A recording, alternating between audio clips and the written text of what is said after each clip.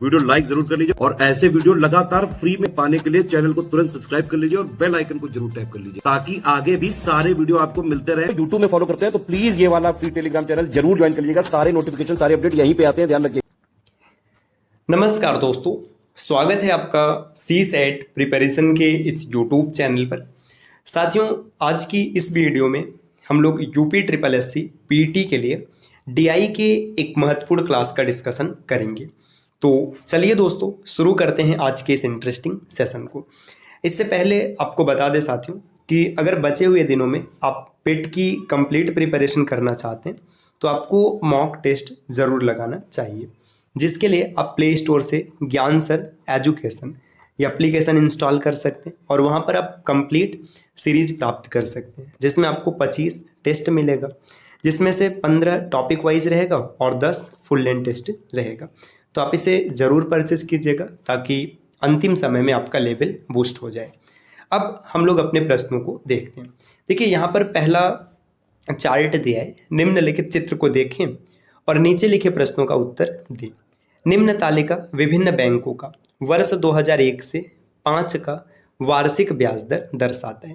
यहाँ पर वर्ष दिया है 2000 से 2004 के बीच में, और बैंक HDFC, ICICI, SBI और IDBI 4 बैंक है और इनके ब्याज दर दिए गए हैं।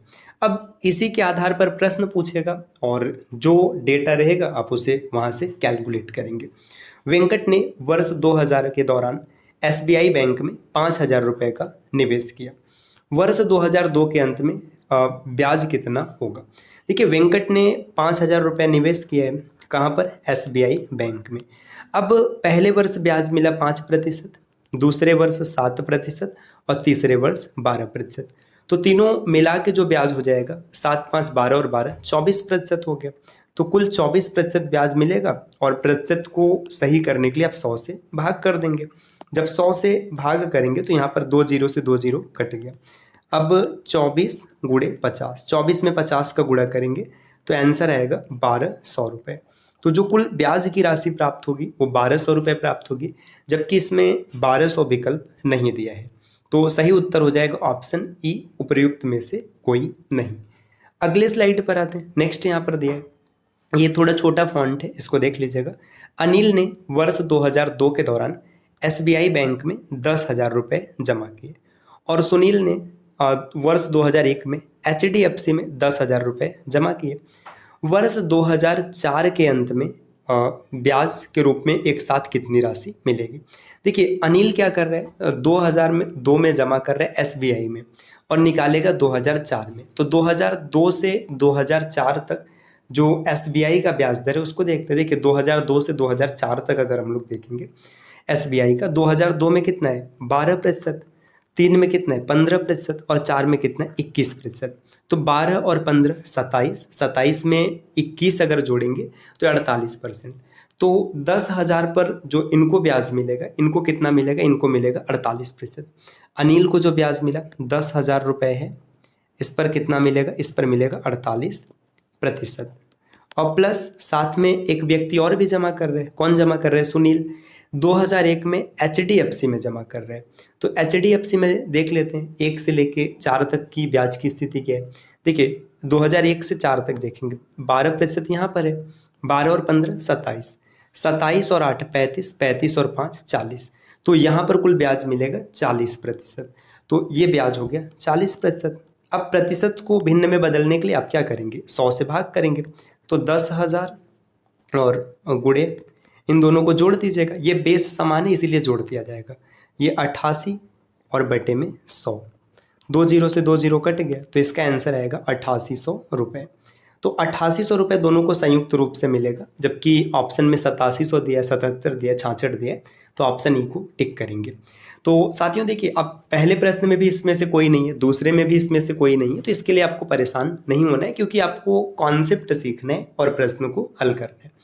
अगला प्रश्न यहाँ पर दिया है, अनिल वर्ष 2000 में ICICI बैंक में 8,000 रुपये निवेश करता है और वह 3 साल के अंत में राशि को वापस ले लेता है और मिलने वाली राशि को अगले 2 साल के लिए भारतीय स्टेट बैंक मतलब SBI में निवेश करता है। जबकि सुनील 2000 में IDBI बैंक में 10,000 रुपये 5 साल के लिए निवेश करता है, इनको जो ब्याज मिलेगा उनके बीच का अंतर कितना है। देखिए प्रश्न कठिन नहीं है, बस खाली आपको घुमा रहा है। देखिए अनिल क्या कर रहे हैं, 2000 में ICICI बैंक में 8,000 रुपये इन्वेस्ट करता है और 3 साल के लिए। तो ICICI का 2000 से 2001, 2002 और 2003 इसका ब्याज देख लीजिएगा कितना है। ICICI बैंक अगर आप देखेंगे तो देखिए 2002, यहाँ पर 2001 और 2, तो 15 और 12, 27 और 4 31।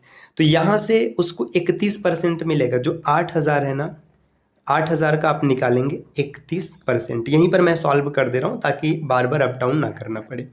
अब इसमें गुणा करिएगा 0, 8 एक काया 8, 8 3 24। देखिए 2480 रुपये क्या हुआ, ब्याज स्वरूप मिला। और 8,000 रुपये जो मूल राशि वो तो रहेगी ही रहेगी। तो 80, 4 और 10, 10,840 रुपये है। अब वो अंतिम 2 वर्षों के लिए इसे SBI में इन्वेस्ट करेगा। तो 15% और 21%, 15 और 21 कितना हो जाएगा, 36%। तो 10,480 का 36%। देखिए 10,480 गुणे 36 और प्रतिशत निकालने के लिए 100 से भाग कर देंगे। ठीक, ये हो जाएगा। इसका डिफरेंस लेना है किसके साथ, एक व्यक्ति है सुनील, ये 2000 में क्या कर रहे हैं, IDBI बैंक में 10,000 जमा करते हैं 5 सालों के लिए।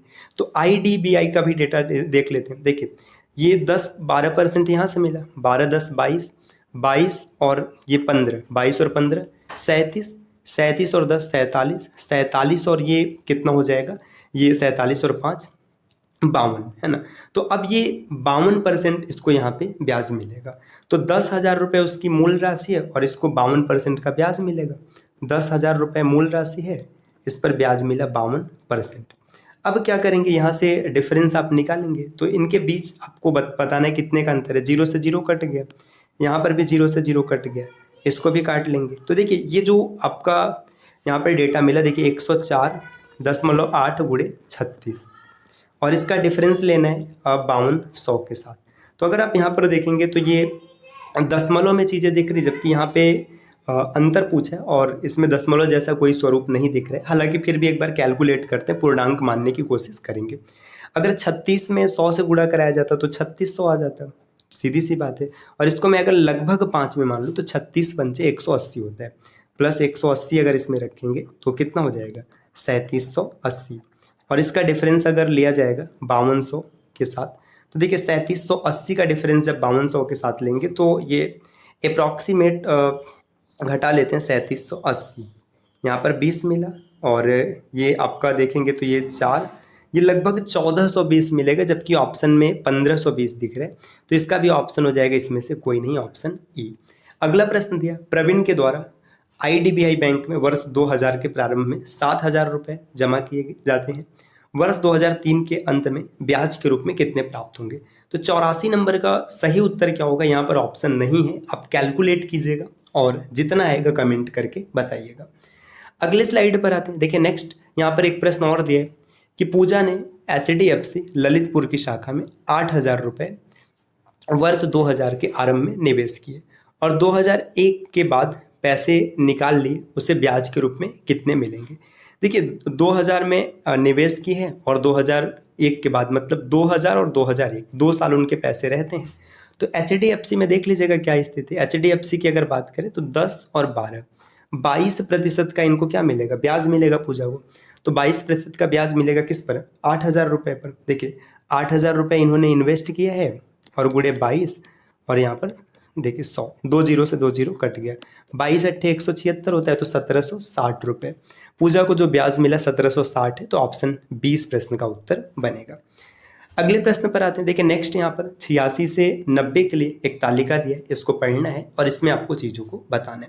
यहाँ पर वित्तीय घाटा बताया गया है, ये बाजार उधार है, अन्य देनदारियाँ और बचत घाटा, इन सबको आपको ध्यान से देखना है और इसके बाद जो प्रश्न पूछा जाएगा उसी हिसाब से आपको उत्तर देना है। तो चलिए देखते हैं, स्लाइड नंबर 4 पर दिया गया है। अच्छा स्लाइड 3 पर कोई प्रश्न है क्या, यहाँ पर एक है, सभी 10 शहर, ये कहाँ पर आ गए भाई, ये रहा ना, नहीं स्लाइड कहाँ हम लोग गुम हो गए भाई, ये रहा, इस पर कोई प्रश्न नहीं। स्लाइड नंबर 4 पर आते हैं। देखिए दिया है, किस वर्ष में वित्तीय घाटा पिछले वर्ष की तुलना में सर्वाधिक बढ़ जाता है। तो वित्तीय घाटा कहाँ पर ऐसा होता है जो सर्वाधिक बढ़ जाता है? तो चलिए देख लेते हैं और चार्ट को देखते हैं, चीज़ें समझ में आएंगी। देखिए यहाँ पर अगर आप देखेंगे तो 68 से जो है 71, मतलब लगभग मान के चलिएगा यहाँ पे लगभग ये अप्रॉक्सीमेट 500-700 का अंतर आ रहा है। यहाँ पर 6000 का अंतर आ रहा है। इधर देखिए यहाँ पर 77 से देखेंगे तो 77 से 99,000, सीधा 22,000 का मार्जिन है। इधर तो यहाँ पे 14-15 हज़ार है, यहाँ पर कम हो रहा है। तो देखिए ये जो 2018-19 है यही इसका उत्तर होगा, क्योंकि यहाँ पर देखिए बहुत ज़्यादा डिफरेंस नहीं, लेकिन ये 18 से 19 पर जब आ रहे हैं, 17-18 से 18-19 पर, तो बहुत ज़्यादा एक साथ बढ़ जा रहे हैं। तो ऑप्शन जो इसमें 2018-19 होगा उसी को टिक करेंगे। 2018-19 ऑप्शन डी में है, तो यही इस प्रश्न का उत्तर हो जाएगा 2018-19। देखिए ये रहा, यहाँ पर आप देखेंगे 77 से सीधा क्या हो जा रहा है, सीधा यहाँ पर 99,000 हो जा रहा है। तो काफ़ी ज़्यादा इजाफा हो गया है। अगले प्रश्न पर आते हैं। देखिए नेक्स्ट यहाँ पर अगला प्रश्न दिया, विगत वर्षों में बाजार उधार का औसत कुल वित्तीय घाटे का लगभग कितना प्रतिशत है? देखिए अब ये थोड़ा सा कैलकुलेटिव प्रश्न हो गया। अब आपको क्या करना है, विगत वर्षों में बाजार उधार का कुल औसत निकालना है और कुल वित्तीय घाटे का लगभग कितना प्रतिशत है। देखिए बाजार उधार जो दिया है, बाजार उधार कहाँ पर है, ये रहा। इसका आप एवरेज निकालेंगे। एवरेज निकालने का मतलब क्या है, सबको आप जोड़ेंगे और जोड़कर 6 से भाग देंगे, क्योंकि यहाँ पर 6 है।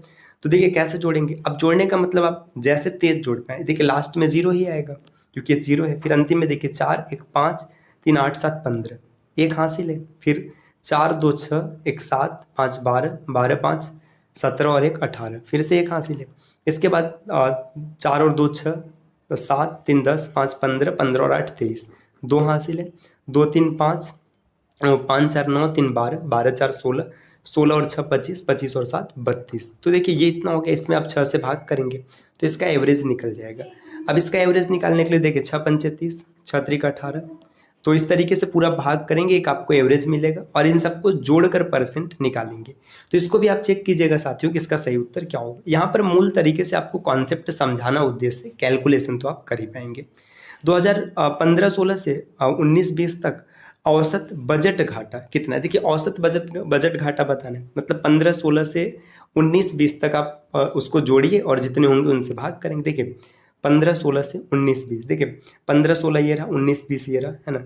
बजट घाटा ये रहा, यहाँ पर है 19-20 तक देखना। इन सबको जोड़ेंगे और जोड़ने के बाद क्या करेंगे, 5 है तो 5 से भाग दे देंगे।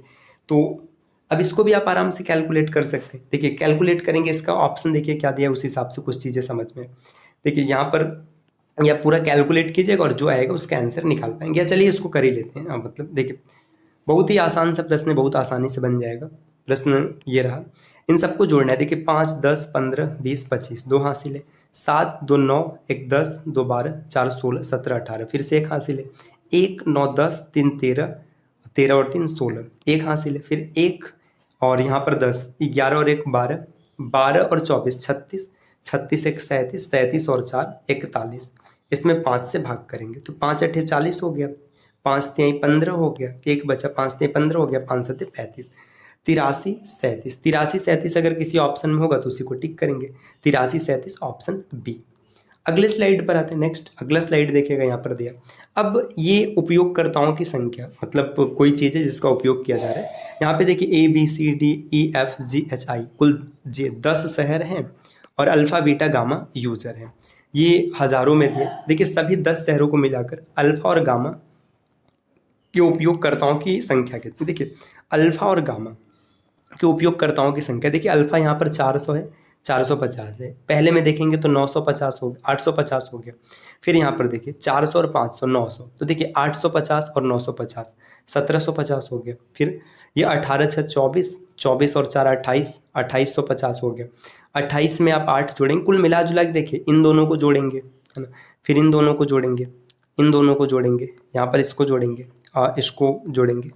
इन सबको जोड़कर लास्ट में क्या करेंगे, 20 से भाग करेंगे, क्योंकि भाई 2 लोग हैं। देखिए सबको कैसे जोड़ेंगे, 4 यहाँ पर आप एक साथ जोड़ सकते हैं। जब चीज़ें बड़ी हो जाएंगी तो वहाँ पे रोक लें। देखिए 400 और 400 850, 8 और 150 और 900 1750, 18 6 24, 24 और 4 2850 हो गया। तो 2850 हो गया, तो यहाँ पे आप चीज़ों को एक साथ लिख लीजिए। आवश्यक नहीं कि सबको एक साथ ही जोड़िए। फिर देखिए 8 6 14, 14 और 7 21, और 21 और 4 25, 25 और 6 31, 31 में अब 450 जुड़े तो 3550 प्लस 3550। अब ये आप अगर एक साथ जोड़ सकते तो कोई दिक्कत नहीं, जोड़ लीजिएगा, है ना। फिर आगे देखिए 750, अच्छा यहाँ पर आ गया, है ना। यहाँ पर 3150 के बाद नेक्स्ट है हम लोग कहाँ तक ये रहा देखिए, यहाँ तक हो गया था 8 से 14 21 25 6 31 35, यहाँ तक हो गया। देखिए 4 और 5 9, 9 5 14, 14 और 6 20 और 20 और यहाँ पर हो जाएगा 30, 30 और 8 38, 38 और 7, 38 7 कितना हो जाएगा 45, तो 4550। अब इसको सबको जोड़ के आप 20 से भाग कर देंगे तो देखिए जीरो तो अपने आप कट जाएगा, बाकी चीज़ें जो दिखेंगी आप उसे लिखेंगे। यहाँ पर देखिए क्या हो जाएगा, यहाँ पर 0 5 10 15, 5 10 18 1 19, फिर 4 3 7 और 2 9, और इसके बाद ये कट गया भागे 2, ठीक है। यहाँ पे हो जाएगा 4 9, तो 4 9। अब देखिए चीज़ें नहीं दिख रहा है तो ऑप्शन ई को टिक करिए, आगे बढ़ जाइए, क्योंकि अगर होता तो यहाँ तक मिल जाता। ठीक, अगले स्लाइड पर आते हैं। देखिए अगले स्लाइड पर यहाँ पर देखेंगे तो ये प्रश्न दिया, शहर बी में एक साथ अल्फा बीटा गामा के उपयोगकर्ताओं की कुल संख्या शहर एच में अल्फा बीटा गामा के उपयोगकर्ताओं का कितना %। देखिए शहर बी में अल्फा बीटा गामा का के जो उपयोगकर्ता उनको रखेंगे, शहर एच वाले को रखेंगे जो पूछा गया, और इसके बाद क्या करेंगे, यहाँ पे परसेंट का डिफरेंस देख के चीज़ों को कैलकुलेट करेंगे। तो साथियों ये क्लास रही जिसमें हम लोगों ने कुछ बेहतरीन प्रश्नों को देखा है। क्लास ज़्यादा लंबी ना हो जाए इसलिए इसको यहीं पर रखते हैं, क्योंकि ऐसे भी लगभग 15-16 मिनट के ऊपर क्लास जा रही है। देखिए अब साथियों जो बचा हुआ समय है इसमें ना आप यूपी पीसीएस की भी प्रिपरेशन कीजिए और यूपी ट्रिपल एससी पीईटी की भी। जिन साथियों ने पीसीएस का फॉर्म भरा है वो पीसीएस के लिए आगे जा सकते हैं, और जिन्होंने पीसीएस का नहीं फिल किया है वो पेट के लिए जा सकते हैं। देखिए अगर आप पीसीएस की तैयारी करना चाहते हैं तो इसके लिए आप स्टडी फॉर सिविल सर्विसेज के एप्लीकेशन से ये 55 टेस्ट की सीरीज प्राप्त कर सकते हैं। प्राइस मात्र 2399 रुपये। बाकी अगर आप यूपी ट्रिपल एससी पीईटी इसका एग्ज़ाम देने जा रहे हैं साथियों, तो इसके लिए ना आप एग्ज़ाम से पहले आप मॉक टेस्ट ज़रूर लगाइएगा, जिसके लिए आप प्ले स्टोर से ज्ञान सर एजुकेशन एप्लीकेशन इंस्टॉल कीजिए, और बहुत कम दाम में आपको 25 टेस्ट सीरीज मिल जाएगा, जिसमें 15 टॉपिक वाइज रहेगा और 10 फुल लेंथ टेस्ट रहेगा।